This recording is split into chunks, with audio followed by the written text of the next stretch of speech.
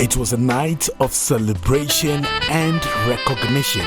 One after the other, they were called on stage and their efforts duly acknowledged. 10 of them in a Lifetime Achievement Award. General Manager in charge of Joy Brands, Fifi Kumsin, says the JoyNews Impact Makers Award is not only about recognizing the efforts of persons making positive impact in their communities, but also to inspire others to do same. Through our features and documentaries, we speak truth to power and hold governments to account, done in the supreme interest of the public. The power of one person to change the world should never be underestimated. Often, it is the small, everyday acts of kindness and compassion that have the greatest impact. Channel Manager of JoyNews, Kwiku Suprepra, says JoyNews will continue to project the works of persons who are helping to mitigate societal challenges. Souls, to bring smiles to the faces of people. But they need to be known. They need to be seen.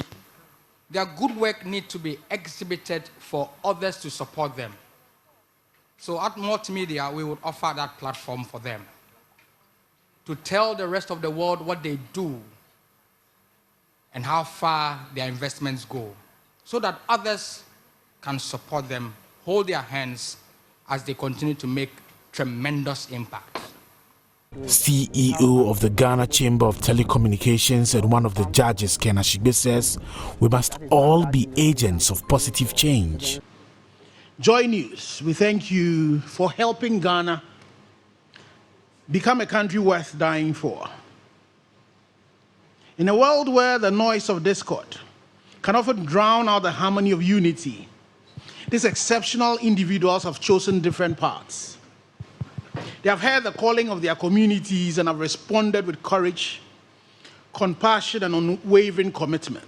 Another judge, Gifty Auntie, says the JoyNews Impact Makers Awards is worth emulating. I'm sure there'll be some watching and asking themselves, why? What about me, But I just want them to know that their time will come. There's a time for everyone and there's a time for everything. Next year, I'm sure it will even be bigger and better. So they should not worry. And those who are watching and saying that, oh, I wish I had started, there's never a time that you have to start now. You can start tonight. You can start tomorrow morning. You can start tomorrow afternoon. Just start and you'll be amazed where the support will come. The overall winner, Isaac Ajato. Please appreciate him. Keep the applause going, please. Founder of the Farm for Livelihood Association at Adafo, Isaac Ajaoto, emerged the overall winner at the maiden edition of the JoyNews Impact Makers Awards. He says the spotlight JoyNews has put on his charity work is already yielding positive results as more people are willing to support his efforts. I'm very much happy, and I'm happy for JoyNews. It's very, very difficult for us for the past 2 years, and JoyNews and our multimedia group came in with this platform for us to expand our activities, that we can even support more people. I think is very, very, very. Would you say this impact, this program or this project has thrown some light on the work that you do? Yes. A lot more people seeing what you do now. Yes. Now more people are seeing what we are doing, and I'm happy more people are coming and then are willing to come in to support through JoyNews and the multimedia group. So we are very happy. We are very, very, very much happy for JoyNews for this program, the Impact Makers for this program.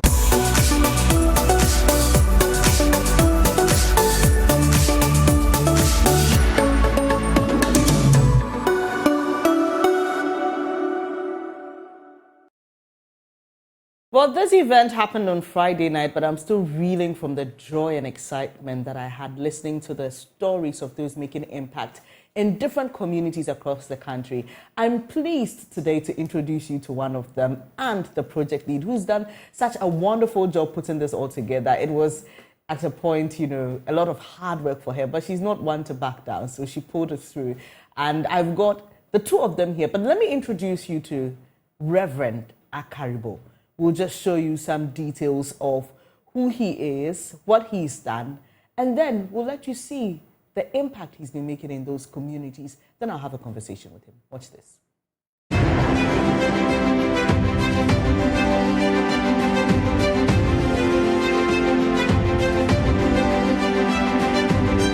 Akaribo, a former assembly member of the Yarka community and coordinator of the Yarkadone Women Association. Before 1998, the Yarkadone community is made up with about a little over 800 in population. And among this population, I beg to tell that there was no single literate woman or girl in the community. And the major problem was they were going to open their bank accounts and the bank have to reject them because all the executives were illiterate. And how can they function with the bank things? Hence we decided no. One of their legs is already in the grave. One is alive. When I talk in the grave means that they are already advanced in age and they can no more go back to school to study anything. But that of their daughters, which is still alive, what happens to them? And that's where we made a decisive decision that within the next 10 years, we would like to see female education enhanced, if not only in Yarka, but in the entire environment.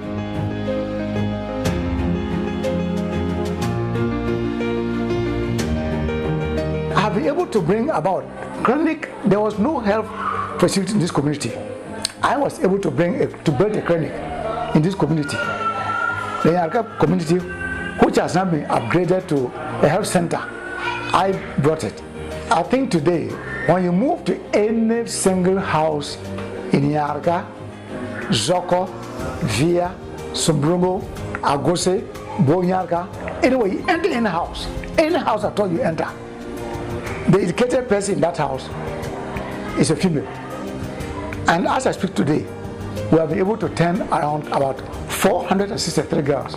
Since I started doing my community work to bring change to Yarka community, the entire Yarka community, I think it's over 30 years now. 30 years is not 30 days. But yet, if it's today that people are now seeing what I've done yesterday, is beginning to, people are seeing the impact, the results of it. I think I'm so grateful, and I will pray that, well, whatever it has come, it should go through. But I'm in my small corner. But I never knew that Joy News have got an eagle eye to be looking through to come to this community. There are so many communities in Yarka, in Bolgatanga municipality. But yet they have come to this remote area where it is not known that you have been able to fish some of us out. So we always work for the glory of God, and whatever God has decided to do, it to do. But I have nothing to do. I'm only happy, I'm proud that I've been at least also acknowledged by people.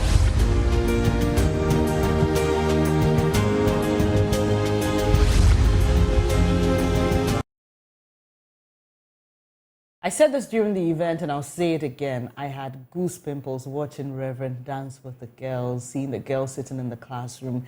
It's just such a good feeling, especially to see a man who is so concerned about the rights of girls in his community and going all out to support them. I am so pleased this morning to introduce you to Reverend Akaribo, who is here with me in the studio, and with our project lead, Emefa Atiama Eli. She's been working so hard. See the smile on her face. I have some lashes to get from here, but that's not for you to know. But Emefa, Friday was exciting. Reverend, Friday was exciting. And I saw how your daughters and your family stood for you when you came to receive the award. Exactly. There's something you said when you picked up the award that we didn't see in that video. Yeah. The opposition you received when you decided to build that school. Tell us more about that. Thank you very much. And also thank our charity listeners and then my colleague awardees. Indeed, this project started in 1998. And by then, I was an assembly member of the community. Okay. So I became assembly member for the community in 1994. We are the first constitutional decentralized assembly members. So when we were in the assembly, then this issue of my women group that we established in 1993, by then we were trying to support the women in their income-making generations and then to support them in their livelihoods. And this was established by you as well? I established these plans. Wow. I realized that individually they cannot stand. There was a need for them to organize themselves into a group. And lucky at that time, we had what we called IFAT. IFAT was a donor organization that came to support agriculture in the north. So when we started this, they want all the women groups to where they can form groups and then they open bank accounts for them to give them support. And really, when I organized them into that group, the next step was to open their bank accounts. We went to ADB bank accounts that day. In fact, I wept. Because when they ended, they were in the queue. And when they got their turn, then they want their constitution. I presented the constitution. They want their resolution. We presented everything, all the documents needed to open an account. But when they got a point, they want the secretary to sign this thing. Nobody could do it. When they got to the chair lady, nobody. The treasurer, nobody. The people were so desperate, they said, take your things. How can we cannot do, we don't thumbprint here in those things. If at least one of them could even sign, it would have been better. And here's a case. I wanted them to be an all-women affair. I don't want to involve any man. But well, I was compelled to. So later we have to postpone our account that day. We went back and then I organized a chair lady who is Madame Adumbila. Happy she's still alive and very active. The husband was a Form 4 labor. Okay. So we decided to adopt the husband to be the secretary of the group. And then we started it. So when we came back from 1993, 94, this level elections came, then I won. In 1998, again, there was an NGO headed by Dr. Odoy on this reproductive health that we're doing. And here again, they wanted some women so they can train them in that reproductive health and then give them some kits, something like a first aid box. Then they'll add something like condoms and then some drugs. Then they give them a basket to be able to aid them to going around and educating their fellow women on health issues. Here again, my women group were elected to get one woman. Among the over 100 women, no single woman could even read or write. So we have to go into, but we are lucky that in the community, there was one Degati woman who's married into the community. May her soul rest in peace. She's of blessed memory now. One Fati Adamu. So the women have to go and adopt her. Again. Then she went on their behalf. And when she came home with a brand new basket, at that time, basket was something very, we value it so much at that time. With paracetamol, kits and other things going on, the woman said, no. They want some. Something must be done. Something must be done. So it was then and then that at one day at a meeting, I said, okay, what can we do now? In a community of a population of about more than 1,000 or 2,000, and the whole community, if Nyarga will put both one of the Nyarga that is under the administrative district of Bongo, and then another Nyarga under the district administrative of Bolga. If all these communities put together, population of more than 3,000, and no single, in fact, it hurts, no single female can read and write. So we said, no, something must be done. That was where we started organizing that we need to have a girls' school. And They were asking how we could get the money. But the women, they came out here and said, look, whether money or no money, the school must be opened. Whether building or no building, there are so many trees which you can use as classrooms. So it was there, I said, well, once they have taken this decision, I know they are committed and they want to support. Once they are committed, then we have to do something. But by then, when you organize women meeting in those periods, it's not easy to call women to a meeting. I remember one day, one of the men in the community came out, called the wife. When he came, we were having a meeting. He came with a cordial. Are you the one who married my wife for me? Eh? When I was dating, did you take part in dating my wife? Then you always want to call women and then sit down together and then you are polluting their minds. Wow. She has to drag the woman out from the meeting. But I was not scared. I have to be able to target the men too as well. And many of them were saying that, look, John Akaru, who has not been here, he has just come and he's organizing you. What good will you get from John? You know, by then, because I started my life, I was in Tekrade for about 10 years. That's where when I left school in 1974, middle school, I could not make it up to in a secondary school. And really, I became frustrated. I have to pick my cutlass and go to the dance staff to seek for labor. It was there that I decided to enroll in this adult education classroom before I was employed by State Construction Corporation in 1975. So when I stayed in Tekrade for those years, and I finally had my transfer from State Construction Corporation back to Bolga in 1984, and I got married that same year when I got home. I married that same year. I realized that no, there's something wrong. Even the school which I attended in Yarga was no more there. It has collapsed. You, at the time, you were young. I was young. So it meant that you didn't have any female classmates. You were, it was a class full of boys. I'll come back to you, Rev, to tell us about what inspired that attention for women. Because in your entire story, even from helping the women in the agric sector, you seem to have a certain desire to support women. And I'll come back to you to tell us why that is. But MFA, this has been a really successful project, and we heard it from the judges and even those who were awarded, who came to pick up the awards, how this has impacted them.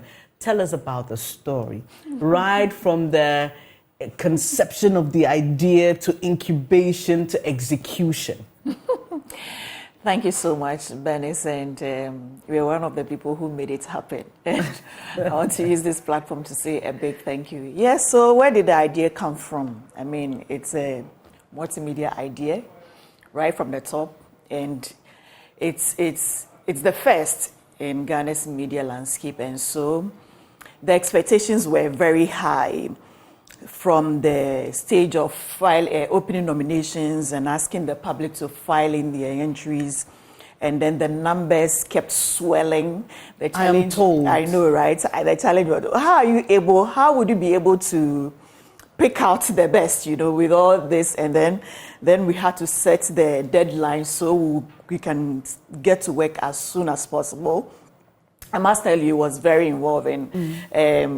Listening to Reverend Akaribo, how would you be able to tell, listening to his story, you can really feel the motivation behind what they do. And if you have that number of entries, how are you able to tell whose story is better than the other to be able to select?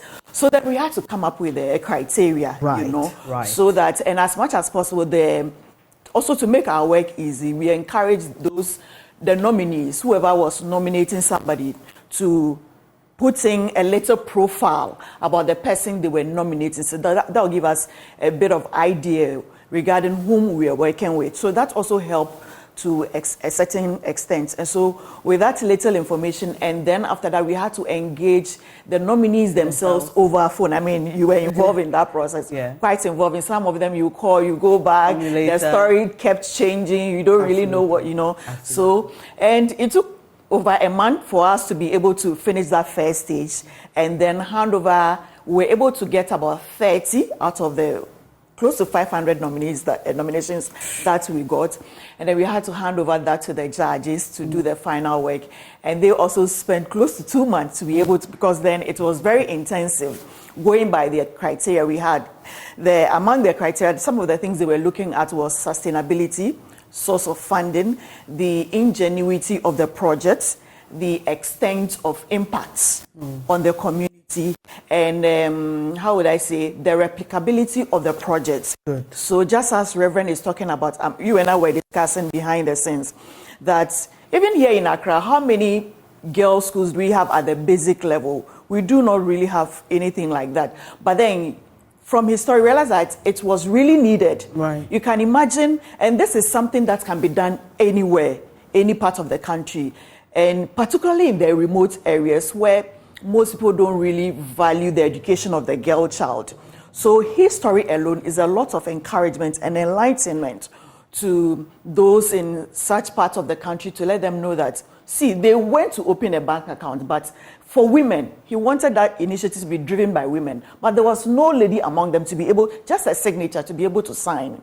Another opportunity was for them to lead a sensitization program on reproductive health. There was no woman who was well educated or well informed to be able to do that. You can understand how critical it was for opportunities to be given girls so that they will be able to get that capacity, that strength, so they will also be able to be involved in some of these things. So that was how it all started. And yes, we are happy that with a set of criteria, given the judge, we had 5 judges who sat through for, like I said, close to 2 months, and they came out with 10 finalists for us. And then we were also careful because, yes, events like this, you might have, no matter how much you're prepared, there could be last minute issues. So we also had people on waiting list, just in case we have people withdrawing at the last. And yes, it happened. Okay. We had one person withdrawing a few days to the awards. We did our best to be able to encourage the person to come, but we weren't successful. It means that we quickly need to fill that space, because there are a lot more who needed to be acknowledged and celebrated, and you didn't want to deny them that opportunity. And there was one lady among them, Yaira Portia Clue. We quickly had to replace her with the one who we do, and it was a lot of work. You saw the video work and all of that. Went to go and get her recorded, get those post-production to work on her contents, was all time consuming. But I mean, it's a teamwork. Yeah. And I would also want to use this platform to appreciate the team. They did so well with all the pressure from the managers, every area, even the nominees themselves. Every day, some of them were so anxious. Yes, is this coming on? Yes. When is it coming? Yes. How am I getting there? They have concerns about accommodation, and those are legitimate issues. All of these needed to be catered for, and it was all about the team that came together to make it happen. And I say I'm so proud of them, and you can imagine how it will be in 2024. Exactly, and that's why we want you to continue making a difference wherever you are, because trust me, it's going to be about 10 times what it was this year. And I must tell you, the people who receive the awards are doing a lot of great work. And for some of you who wonder, why is it necessary? Let me share with you what the overall winner told us after he picked up the overall award. He said, for the past few days, he's been really down. And here's what he does. He is into agriculture, but they use the profit from that to sponsor children in school. And due to the current economic situation and the cost of fertilizers and general agric inputs, it's been difficult for them to meet that need. And so he's been having sleepless nights. He's been wondering whether to give up, whether to throw in the towel, what exactly to do. This award gave him hope. And that's why we are here at JoyNews, to support what you do, to put the spotlight on what you do, and to offer that hope. So, Reverend, in wrapping up, I was finding out from you, why women? Even before you got to the education bit, you were interested in supporting women in agriculture. What exactly prompted that? To cut the story long and short, it was my mother that brought me up. Wow. I started my education naked, not even a small pito. Wow. it was my mother who supported me. And looking at the entire community, as I told you, all our women in North, down South, have been driven to down South, migration. When they come, what is their job? It's only carry that they do. It's only manual jobs, washing of books and other things. And we ask ourselves, why are they denied? So I think that when you see an educated woman, no matter whatever level that she reach, she's better off than the one who has never been to school at all. Right. So I thought that, like Kwaji Agri said, if you educate a woman, you educate a nation. So I thought that when we are able to empower the girls, obviously, one day the community will change. Women, they are good managers. And when you have a lady or a wife who is a little bit educated, in fact, the sort of support, the sort of love that they have for one another, the sort of relationship that they have is quite different from others. So I thought that there's a need for us to educate our women. And when you look at my own wife, she hadn't been to school. Yet she wished she were given opportunity. That is why we are giving all hands on deck. So I think educating the women will bring a long way to bring development. Women can bring development to this nation. If women are given opportunity, I think they can do more. Even in their own houses, they are good managers.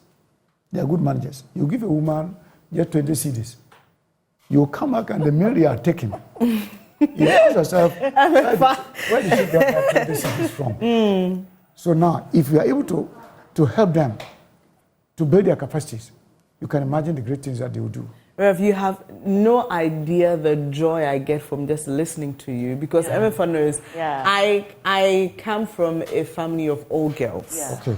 We are 5 girls. So I'm imagining if we didn't have the opportunity, where would we be by now? Or who would be supporting my dad in his old age or my family in his old age? Rev, we are so grateful. So look, here's what you can do for us. Get onto social media, right?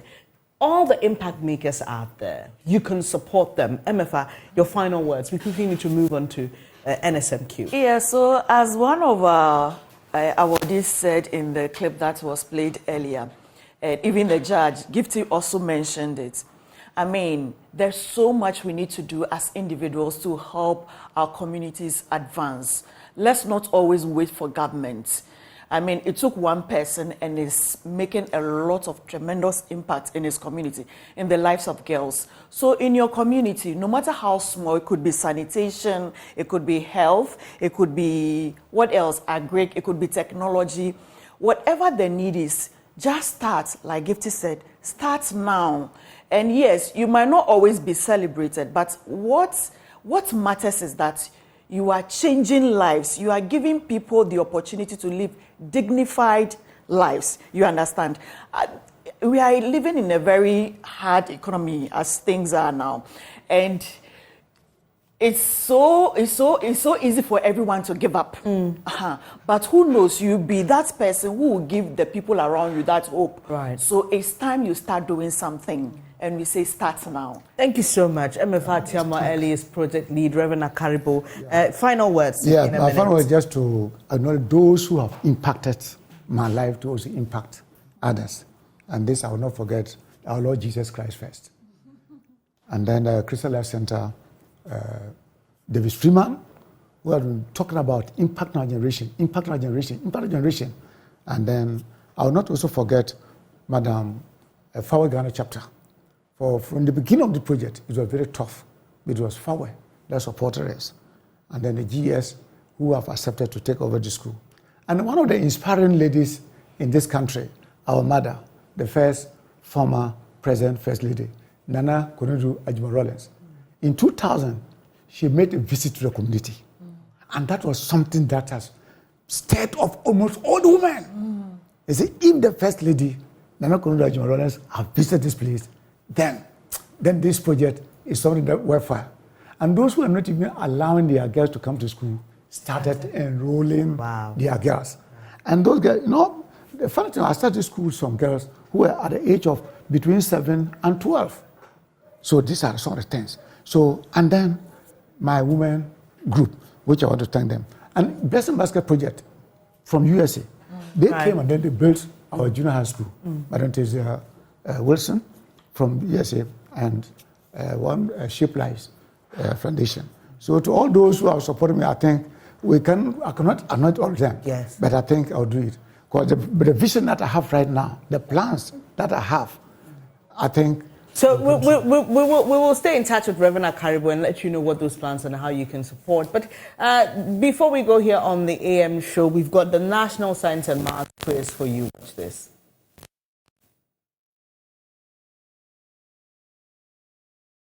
That's screaming into my ear.